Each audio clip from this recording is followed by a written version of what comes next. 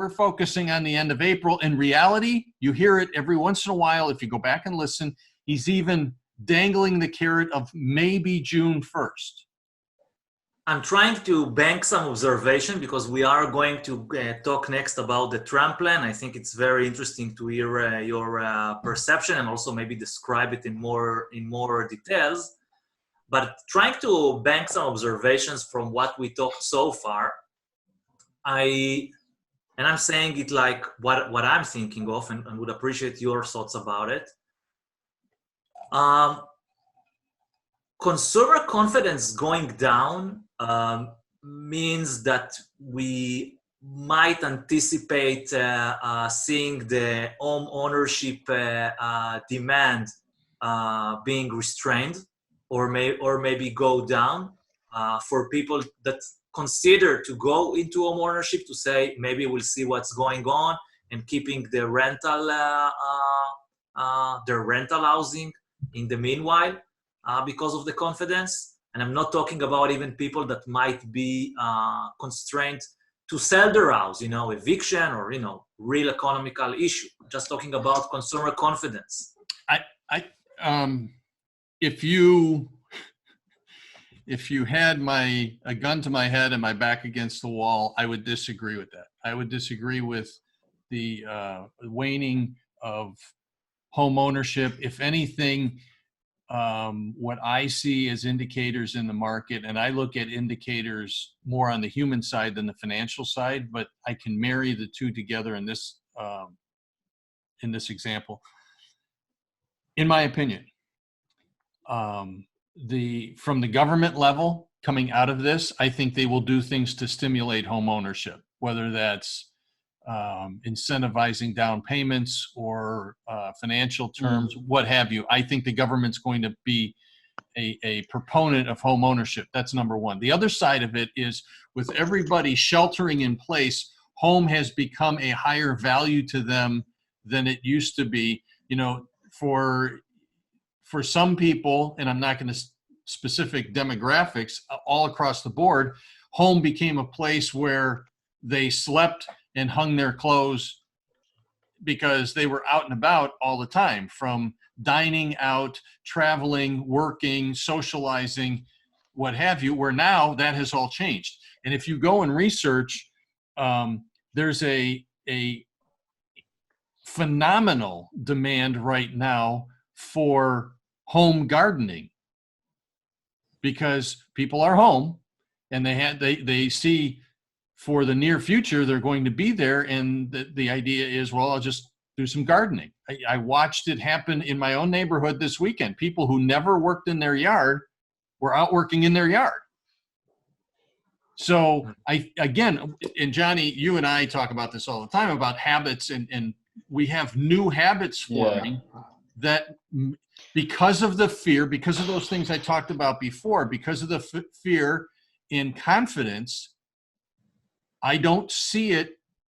I see a greater resurgence of home ownership coming out of this. Now, how long that will take to materialize, I don't know, because it's going to be how fast the economy gets restarted. It's going to depend on this, whatever stimulus package the irresponsible people in Washington come up with. I mean, there's too many unknowns. However, I'm looking at the human element side, and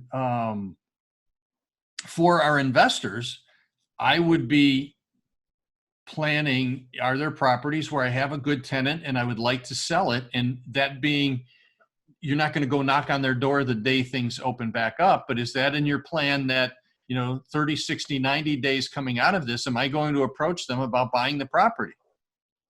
Yeah, I think in terms of what we talked before, and I would say rental investment strategy, it gives more enforcement to the, I would say, investment, at least for me, philosophy, looking for optimization and not maximization.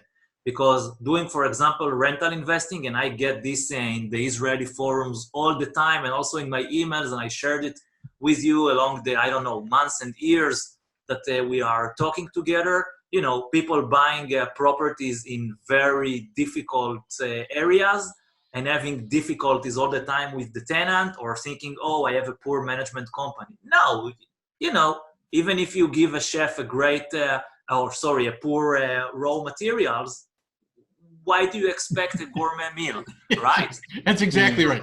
Great metaphor. Great metaphor. You're right. So You're exactly it's always true. And I would say that at these times, it even gives me more enforcement to the philosophy that I took for rental investing, which is not just look at the ROI, but try to have some kind of balances. For example, when you buy in, I would say, areas that have more value to the properties, by definition, you are introducing yourself to markets that have more demand for home ownership, because you know this is the equation. So while you hold the product, maybe you have less ROI, but you gain stability, because what we talked before. Because when you have a higher quality, you have tenants, you know, social economical grade that is higher. And also, when you're going to sell, looking forward your product, you have more perspective and more flexibility to sell, not just the price, but flexibility, because you want to go into the market. So you will need to find in the market buyers. Well, guess what? You will find in this market more buyers. Okay, so you've highlighted a great point, and the two of you know this because of all the calls we've been on. It's my mantra. It's the market. It's not the product. It's not the deal. It's the market. Because when you're in the right market, as you've illustrated, and you're spot on, 100% right.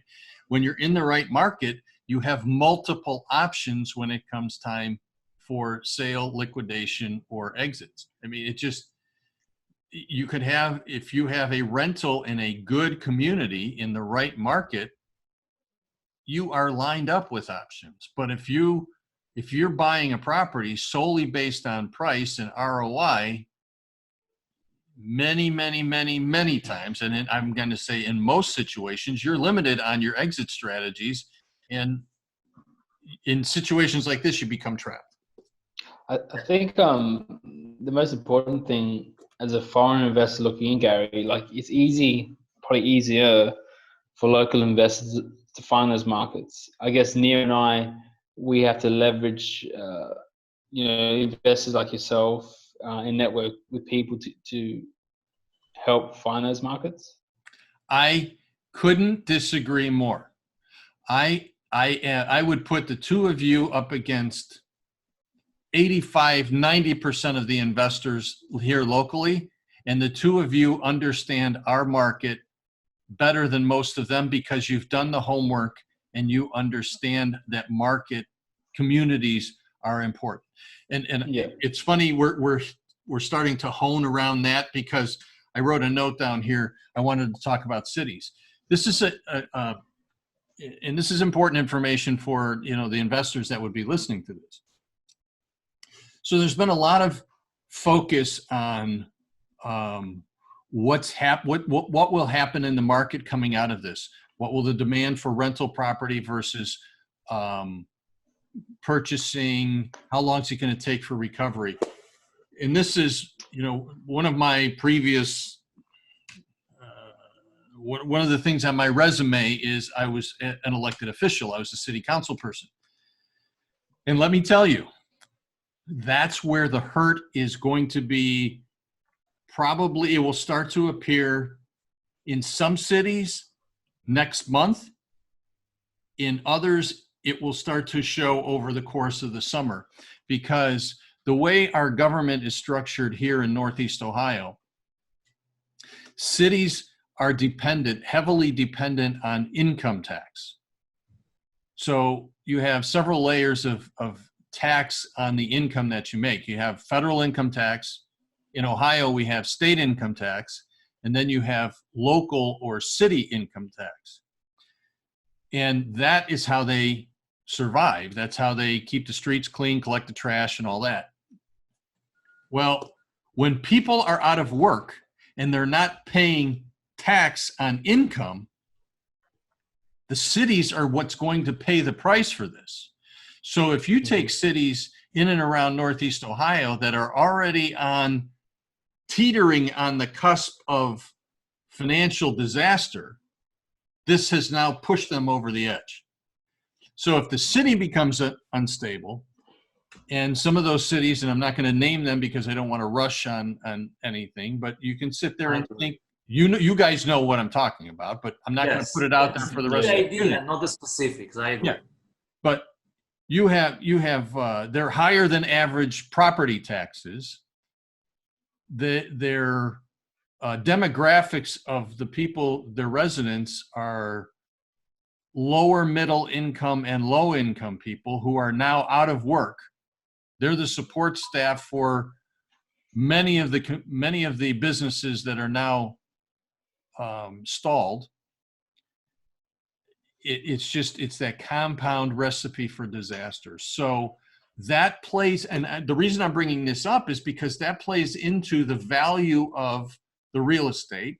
It plays into the desire by the residents of where they're going to ultimately live, because they're not going to move into a community where there's going to be additional levies for trash collection and street repairs and all that, because some of the communities, that's an added tax that they add on to your property taxes. So I'm just saying there's so many elements that go into what does tomorrow look like.